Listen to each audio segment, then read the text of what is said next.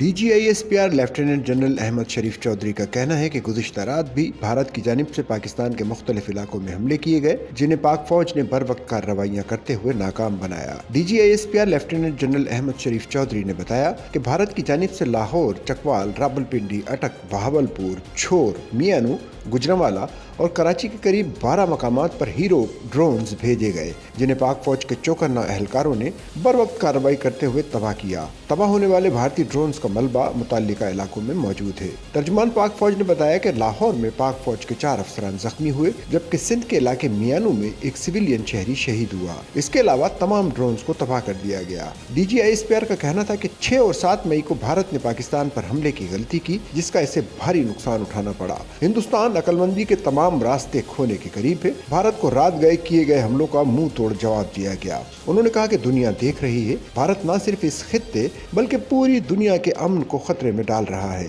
ہم اس قسم کی جارحیت کو نہ صرف قابو پانے کا عزم رکھتے ہیں بلکہ اس پر قابو پانے کی بھرپور صلاحیت بھی رکھتے ہیں۔ یاد رہے کہ 6 اور 7 مئی کی درمیانی شب بھارت نے آزاد کشمیر میں مظفر آباد، کوٹلی اور باغ سمیت مرید کے اور شکر گڑھ میں سول آبادی کو نشانہ بناتے ہوئے 31 پاکستانیوں کو شہید اور 57 کو زخمی کیا تھا۔